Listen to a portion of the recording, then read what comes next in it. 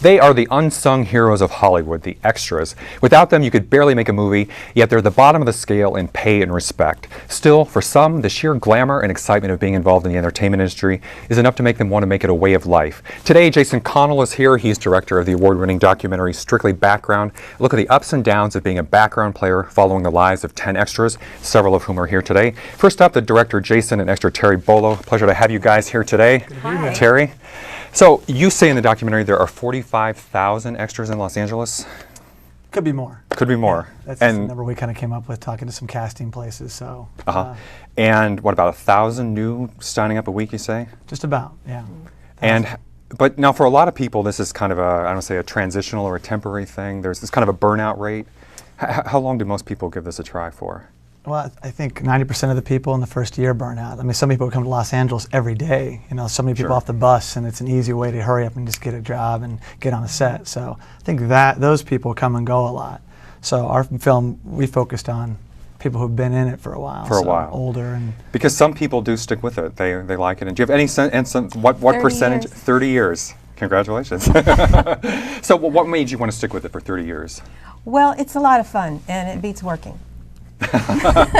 So it's not, I mean, despite the long hours, there are long hours, right? Yeah, I like the long hours because then you get the overtime. So I pray for the long hours. So what have you been in? What parts have you done? Some of the things that I'm most seen in is Pee-wee's Big Adventure, Carrie. I'm all over the place in Carrie. I'm naked in Yes, Carrie. I saw that in the documentary. Now, do they pay you a lot more for that, or? I hope that's a nice extra bump there, right? I got $20. $20. That was the 70s. Oh, wow. It was the 70s. That was a lot of money. Is it more these then. days? I would imagine. Okay. Yeah. Wow. Yeah, it's negotiable. Everything's negotiable. Okay, but $20. I got $20. I was non-union at the time, so they could get away with it. Non-union. Okay. And it was for my art, so. It was very artistic, I'm sure. So what else have you done? Carrie and? Yeah, Big Wednesday, the surf movie. I was involved in several classic cult hit favorites, and so I'm real proud of that. Carrie, Pee-wee's Big Adventure, Big Wednesday, and I was in Spinal Tap. Spinal Tap. I got cut out, but I can still see myself a little speck in the last scene when they're on the roof at the Hyatt House. And that's what it's all about, right? The thrill and excitement of when you see that glimpse, that temporary glimpse is what it comes down to a lot of the times, right? What do you think? I said, no, you said in Carrie you're on screen a lot. Any idea how, I mean, like second-wise, I mean, how she's in a ton. She's in a lot of the shots. Yeah, I just watched where they put the camera and made sure I was right there. You said you're like a camera hog or some people, or one of the guys maybe took on. Carrie said that, and Terry is, definitely. So you're an expert at placing yourself where they have to get you, huh? I watch. But now, since you've been doing this for a while, you did say that over the years that, well, what kind of roles do you get now and versus when you started, and has the work declined or gone up, or how does that work over time? Definitely. I worked a lot when I was younger because I always looked younger than I was, and I was doing high school calls and college calls till I was in my 30s. And then the older you get, it does decline somewhat. But do you still work regularly? Not as much as I'd like to. But the calls do come in once in a while. You were in Little Miss Sunshine. Yes, I was in Little Miss Sunshine. We were talking about that earlier. So how often, I mean, how many days a week do you think you work on average? Oh, well, a couple days a week is good. Okay. Yeah, so it's really dwindled a lot. And I've always had other jobs. There have been times when I was making a living at it, but then, you know, so now it's more just a side gig? Kind of a part-time thing, and I have several other part-time jobs. Okay. Many part-time jobs. And Jason, you used to be an extra.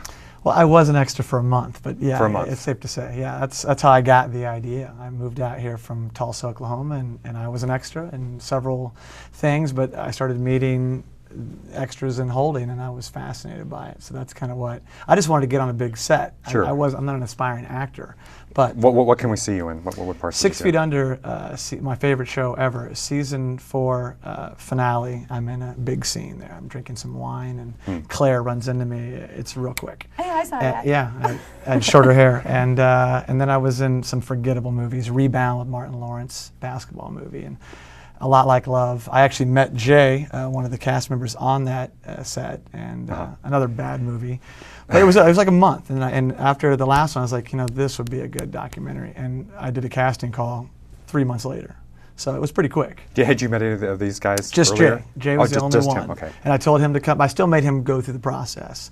And then I ran an ad in LA Weekly. It was like documentary about movie extras.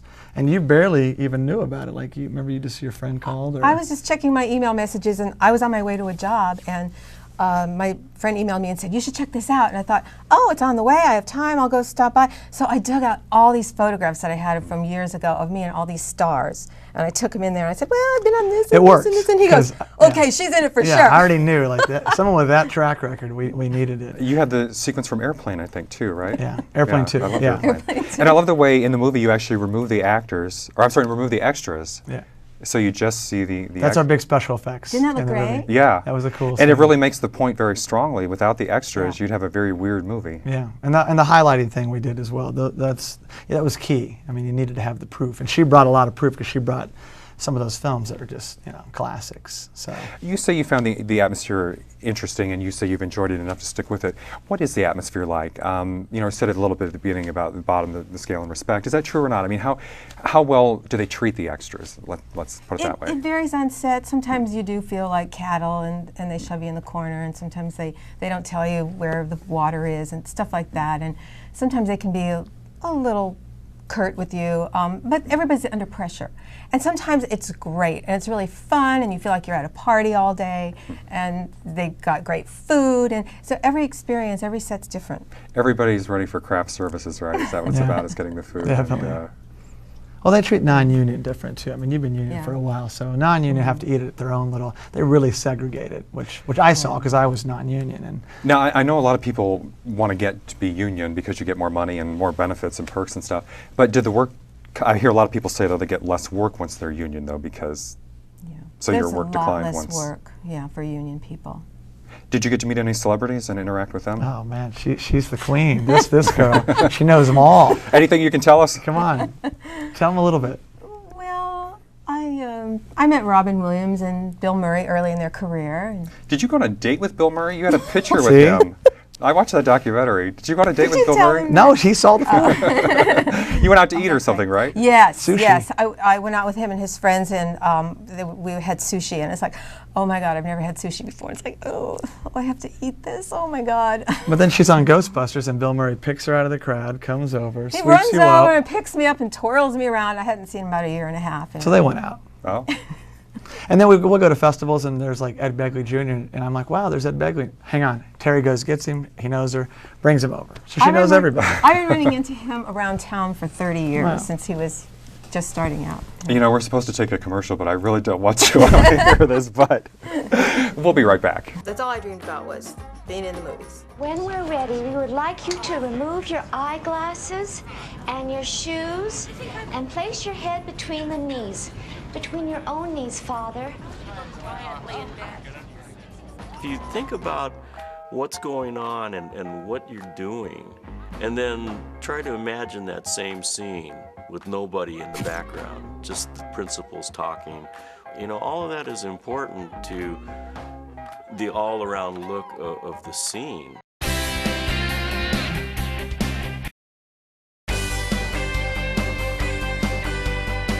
And we are back today with the director Jason Connell from the documentary Strictly Background. Joining me now is extra Tefan. Pleasure to have you here today, Tefan. Now, as we said in the break here, I'm just going to start right at the important question. Who did you date on the set? That's what I have to know. That's a top secret, but I tell you, it's a lot of good, nice, beautiful dames, Okay. See, people, you think the extra work, you're not getting the full story with here. respect. A lot of romance in the extra world.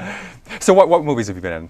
Forget it. Waterworld, Godzilla, and then I have the honor to be an extra that I'm going to be working out with Clint Eastwood. Clint Eastwood. Clint Eastwood, The Changelings. So I'm going to be going back to the 1920s. Yeah, that's good. Now, in the documentary, it says wear light brown for Clint. Is that right? That was Marvin's advice. So I told you in the green room, wear brown. He'll stick you right up front. In $1 Million Baby, one of the guys who will be actually in the next segment who will be here was chosen because he was wearing a certain color. Well, he was in $1 Million Baby too and got a big scene, but he wasn't wearing brown, but he was punching a lot. So. What was your favorite part you've done so far? Chewy, the gangster, with Lorenzo Lamas, Bounty Tracker. Yeah. You got a little bit of the gangster flavor going on there. Well, I tell can see them that. what happened whenever they would see you. while in the streets, you know, the gangs will come up to me and they say, "Hey, I know you." I said, "Yeah, I don't want to know you. I'm telling that to myself inside." So, you know, I said, "Hey, you look good in the movie, but you didn't talk and anything." I said, "I know, you know, one day I'll get the break." But But they didn't recruit you. They thought he was a real gang They thought member. I was a real gangster. They were there giving me the signs, the symbols, and I said, you know, "All right, you know, peace, love you too," you know. Wow. I'm just an actor. But at least it was positive that there was no Oh, negative yeah. reaction to I'm it. just glad they weren't going to turn around and shoot. Yeah. He sold the part. So what's the overall atmosphere like on the set? Do you have fun doing this? Sometimes yes, sometimes no, you know. And sometimes it's hell and sometimes it's good, you know.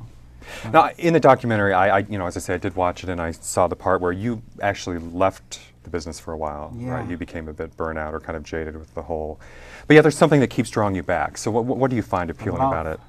For showbiz, the love to perform, to entertain, to dress up in a character, you know, and just bring it out there and just become you are, you know. And of course, I think the hope, the appeal for a lot of people is, you know, getting that line or getting noticed and pulled over. How often does that happen? And it is actually, they point out, right, it has happened. Okay, It has it happened. happens. I mean, what are the odds and the percentages? Probably pretty low. Low. You know, but yeah, it does happen. Leonardo, and then the movie we mentioned Clint Eastwood, and you know, Dustin Hoffman, lots of people. So because it does they were extras, They were, at least they were. initially. I mean, you can use it as a vehicle to, you're right there on the set. You can learn so much. You can network. You can meet people. It's how you know. It's what you make of it. You're right there. You're cast right there next to these stars, and you know you can network. And these guys are great networkers. And I think this film, if anything, will provide that extra jump so that they won't do background work anymore. It's kind of like the goal now. So, and I think it's going to happen. So what celebrities have you interacted with? I'll leave the dating question aside that I asked initially, but just did you have any good stories about working with anybody, or? I don't really, you know, we'll talk with them, but Did they tell you not to Clint talk with them? Eastwood, Because I've heard on some I sets. think he's the best I like. But now you got your two big heroes, though. Come on, Denzel Washington. Oh, yeah, and Chuck Norris. Chuck Norris. Yeah. I see him now on Fox News, by the way. But what was Chuck Norris He's a like? good guy. Good guy. Good guy. Humble, professional, real nice guy. And then Jackie Chan. Oh, that was the fake Jackie Chan. Oh, no, forget standard it. or I thought something that for was Jackie the Chan? break, and it wasn't. You know, they sent the script. I was so happy, forget it. I was dancing. Me and one of my roommates, Mark, we were practicing like crazy. We were supposed to be the break-dancing zombie ninjas. Can you do a little of that right now? This I guy don't know. can, this guy can do it. You saw them in videos. It was, Yeah. look at. You talk some in the documentary about the cattle calls, Yeah. which are probably, is that your least favorite part of it, the cattle calls? Yeah, like when I worked on a semi-pro, I was over close to like 1,000. That's when they Yeah. bring in a lot of people for crowd scenes, Oh, like yeah. sports stadiums and everything. And you had some sound effects for that? Yeah. Mush, huss, come on, here. Yeah, we And you see all we the didn't other drop those in. background That was real. Doing a cow, a monkey, forget about it. And you said you get everybody going, people start Everybody joining starts with doing you. it, and then you see the ADs and they say, what is happening here? Well, everybody turned into a freaking animal. It's, you know? Did you ever get thrown off the set, by the way? I'll No, ask they that too. just, some of them laugh and say, you know. But now, what's this? You said in the documentary that they have started using plastic people. Oh, yeah. Plastic oh, yeah. people, Well, I had a what's- couple of dummies next to me. So they just take out yeah, inflatable they'll dolls take the, and the put. work out of us. And then they'll put like a couple of real people in between them, and they think it helps. But if you ever watch those scenes, it's blatant. It's awful. They're just sitting there, these big things. It's You see ridiculous. some of the background going, hey, how you doing? it's Everything's good. awful. What about digital CGI? Because to me, sometimes the crowd scenes look fake. I think that they're going digital. Is that Sure. cutting into business too? I'm sure they are, and that would even be more expensive, I would think, at this point. But Oh, I'm sure really? some films Really? do it, like Titanic and you know those big shots. I'm sure those are all fake people moving Yeah, I think around. Titanic on But deck. those they had big, digital. bigger budgets. But yeah, who knows? In the future, they'll just do it. It'll be easier and cheaper, and they'll do it more probably. But they try to. I mean, but it's still I don't say the default mode is to bring in real people, of course. Absolutely, yeah. And certainly for close-up stuff, it's probably hard to put in digital. For a close-up scene. And with those somebody. when they bring in the inflatables, it's just those gymnasium shots where they just have a full shot, and they just want a couple of those things there, and then bring extras to cross in front of them, kind of give it a sense of fullness, but it still looks bad. if you're looking for it, which I've been trained to look for it now, so I can spot them. Yeah, after this documentary, now I'm looking at the background. Saying, Yeah. before I never used to really look at, you know. But Yeah, now I'm it's like, kind of a more curse attention now. to- yeah. who's there? Was I there? Do you recognize a lot of the people? Oh and yeah, see the- forget it. We're like a family. We're like the underground background mafia. And when we see each other and say, we go, hey Tony, what's up? Hey, what's up? Okay, see you later. No, I think you were one of the people who said about being the camera hog, if that's the Oh, right yeah, word. it's a battle. You know how to get Oh, yourself yeah. in the right. You gotta, and you gotta watch the ADs. You gotta make your move. And then there's other people trying to make the move, you know, and they skip you and the other guy. And then since I'm short and you got the big guy, so I go, you know, sit like this. I think the mic may have come with you there. Yeah. So now I wonder, especially with your personality, do you ever play any games like when you're mouthing the words or doing the walla walla? Are you Yeah, ever I'll- saying any you know, interesting I'll do things? like- Yeah, you get high. One time 180 thought I was arguing with the other guy. We just practice. You know, do this, you know, and do stuff. And So to kind of call attention. yeah, to just a yourself, practice. But when they're filming, we don't clown around. We just transform and be professional and do our job. You know. And I think you talk about too. Well, do you have a motive or an intention? Do you have your acting principles at work when you're doing this, or are you just winging it, having fun with it? Well, my goal when I first came out here is to be a big-time martial art action. You know, I wanted to do something for the martial art to improve and make it better. But I can tell you've got the moves, by the way. He's got him. Don't do him again. yeah, so I wanna do something for the industry, and I'm just honored to be here and with Jason Connell on Connell, this, whatever.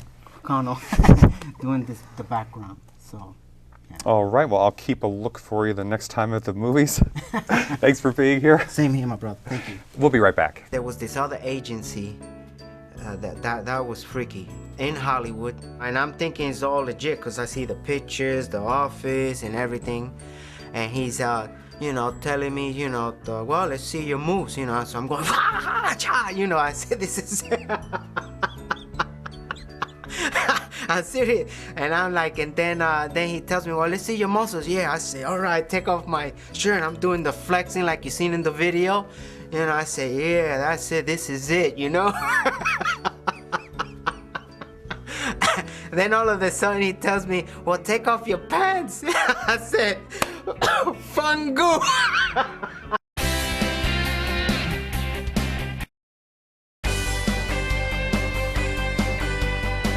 And we are back with Jason Connell today talking about the documentary Strictly Background. Joining me now is an extra Marvin Rouillard. Perfect, thank you. Great to have you here today. Jason, this has been winning awards. It has been. We just won one Saturday night, and Marvin was actually there. We were up in Edmonton, at a great film festival, the 21st annual, and we won Best International Documentary. And it was our biggest screening yet. Congratulations. Thank you. It was amazing. It was, and I'm glad at least one of the cast had been there. And Brian Storkel, the DP, was there as well. So we just had an amazing time and great packed house, and it was good. We also won our first award was the San Fernando Valley International Film Festival, and then in the between we've been hitting all over the place, from New York, a lot in California, and we're getting ready to head to Cork, Ireland next week for a great festival there. So Is your goal to get this to the mainstream theaters, which documentaries actually do these days? that is the goal, So, and we had a distribution screening recently, so you know we're getting out there. You know. so in an ironic kind of way, some of these extras may get their first real movie part by being in the extras documentary if it goes on the big screen in that way. So, Yeah. Right. Marvin, what have you been doing? What parts will we see you in? I've been very fortunate. I've worked in 2 Academy Award movies, Dreamgirls and $1 Million Baby. Oh, great movie. And You were the guy in the brown suit, right? that's me. Okay, tell me about the brown Did suit. a little Is that- research. I did a little research and found out that if you notice in all Clint's movies, he wears a lot of beige and brown. So I said, you know, I'm just going to wear this beige suit that I got and see what happens. I get there and wardrobe says, man, that's fantastic. Well, we're on our way to the Is set. that Clint's? That's Clint. Yeah. We're on our way to the set, and Clint Eastwood comes out of his trailer, and it kind of slipped, and I just turned around and says, hey, Clint. And he turned around and he goes, hey, how you doing? I says, okay. Walk the set. We're in the 3rd row where the big fight, the ending fight is. 2 of his assistants come and get me, and they said they want you up front. Clint comes around the corner, and he goes to the camera guy, you know, can you do this angle, this, that, and the other thing? The camera guy says, yeah, no problem. There I am. His first AD walks up to me, he goes, you're SAG, aren't you? And I says, no, I'm not. I wish I was. And he goes, we're going to give you lines, but you know, do the same action, but no spoken word. And I went, oh, crap. So the reason they didn't want to make you SAG was what, you have to Taft-Hartley somebody? Right. What's That, involved in doing that? or it has to be another SAG actor. They have to offer it to a SAG actor, but which he didn't want to do. So. That But he's was- SAG now, so since that yeah, point. Yeah. Get in the next Clint Eastwood film. Yeah. Yeah, whatever. your jacket. Clint, I'm back and I'm SAG, you know? Right. So things do happen. I mean, like I said, I've been doing this 3.5 years. And up to this date, 3.5 years. 3.5 years, and I've done 235 different projects. 235 Crazy. movies and TV shows. Movie, and all kinds of TV stuff. shows. I've even done a voiceover for a Discovery Channel called the Friends of the Ayatollah. Oh, and I Friends was, of the Ayatollah. That's and I, interesting. yeah, could you believe it? And I was the English voice of the president of Iran. Wow. Interesting Yeah. casting. But so you're actually getting lines or speaking parts? As a matter of fact, I did a movie about 3 months ago called Inalienable, and we're having the premiere of it at the Paramount Studios November the 8th, and it's a big featured role, and I'm so proud of it. So, you know, things do happen. Great. Well, moving on up. It's happening. It's happening. Thank you. Now, I don't normally ask these kind of questions, but I've been asking everybody else. Have you been dating anybody on the set, any of the actors, you know, just to keep it in theme with what we found out from Terry here? Who has time? You know what I mean? No, I Just strictly haven't. professional. Marvin knows okay. everybody on I set. know so- everybody. Yes, Knows them yes, all. Yes. Yeah. And they're great promoters. These guys are on every set with our flyers promoting constantly. And we're not even out yet, so people are dying to see this film. As far as other extras in the business, and they'll go up to Spielberg and say, "Hey, I'm in this movie." Fearless. Wow. So Which you have to do. You know, he's a great guy to work for. So you've worked on, how many of his films have you worked on? Who, Spielberg? Spielberg, yeah. I've only worked on one, and that's the new Indiana Jones movie. Oh, that's really? coming out. Oh, so it's Yeah. good. So So what I was that haven't- like? Can you say I anything worked about with what you... Harrison Ford. It was great. It was just him and a younger guy, and then me and another fella, and I can't tell you the scene, but whatever. And, Yeah, I heard and one of the actors got in trouble Yeah. for telling about the yeah, scene. So. but it was a great film to work on, and he was very, very, very professional man, and you know, you're in awe. I mean, Steven Spielberg is there, and talking to everybody and congratulating them for such a great job that they did and stuff like that. It was wonderful. What are the working conditions like in general? You've been doing this for 3.5 years on all these projects. The working conditions sometimes are very harsh because, you know, like the PAs and that will talk to you like you're dirt. Really? And I understand because they're the bottom of the totem pole, so they have to take their frustrations and everything else. But you know what? We're human beings. I don't care who you are. Should not have to be talked to like that. And then there's other sets that are fantastic to work on.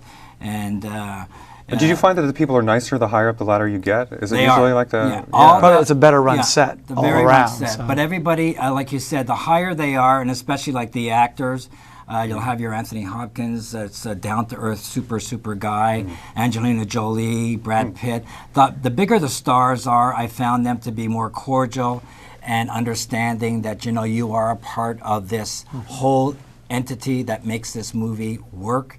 And then it's the smaller ones that are Some people in the documentary said actors have actually come over and thanked them for contributing. Oh yeah, they think he have. said Yeah, that. we were working on Christmas with the Cranks. Cranks, Yeah. and Jamie Lee Curtis was going up the escalator, and then she told him, she said, "Wait a second," and she starts walking towards me. Well, one of my friends was standing next to me, but she walked over to talk to her girlfriend, and she walks over to talk to me, and the first thing I said is, "Oh man, what the hell did I do? You know, I did something chew you out, wrong." huh? She put her hand out, and she says, "I want to thank you very much for what you did yesterday. You gave me the incentive to do this scene fantastically, great. and I'm so thankful." And I says, "Hey, I've been a fan of yours since Halloween. Don't go there. It's all about you." Told all the ADs and the director to come around and thank all the background. Now that to me, I told her, "You're a star." She Wow. goes, "Thank you so much." Great. Well, it's good to hear there's some Yeah. good people Yeah. out there doing the right Yeah. thing. So, but do they tell you in general, do they say, don't talk to the actors or stay away from the Yeah, stars? because or, they're basically in their character, and it'll throw them off. So you have to respect their privacy. It is a job. Excuse me. They are It is a working. job. And I mean, if you go over and talk to them and stuff like that, then it just throws them all off. So if they like finish a scene and you happen to be sitting next to them, behind them or whatever, and they'll turn around and say, "Hey, how are you?" Right. And Richard your name is? Dreyfuss. And Everybody's Richard Dreyfuss. When we worked on Poseidon, it was such a great experience because, I mean, I've been a fan of this guy for many, many years, and he happened to just turn around and he goes, "Hello, how are you?" And I said, "Fine." He says, "Your name is?" I says, "Marv." He says, "I'm Rich." I says, "I know who you are." But anyway. Seen a few of your movies. Yeah, really, whatever. Did you notice me? But I mean, like, working with him for a week, he's very into movie memorabilia. So he says to me, he says, "You know, have you gotten the DVD on Earl Flynn? What a great actor he was. He was so underestimated because he had such a wild life." That night I went and got it. The next morning we talked about it, and he's so appreciative of being like discovered by George Lucas, and yet he said, "You have to persevere in this business. Just, Marv, don't give up." And I said, "I'm never going to give up.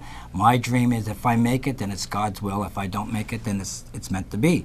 And we joked a lot, and I mean, just such a great guy. I mean, it's just like talking to another background. You know what I mean? Well, it sounds like you're in this for the long run, and success is starting to take Sure am. off here. Well, it's great having you both here Well, today. thank you very Jason much. Connell, Pleasure. Thank you very much for Marvin inviting us. Rouillard. The Thank you. movie, the documentary is strictly background. We're going to be joined now by some of the other Here extras they in the are. movie. Thanks everybody for watching. We'll see you next time. Camera guys. Great to have you guys here today. Thank you.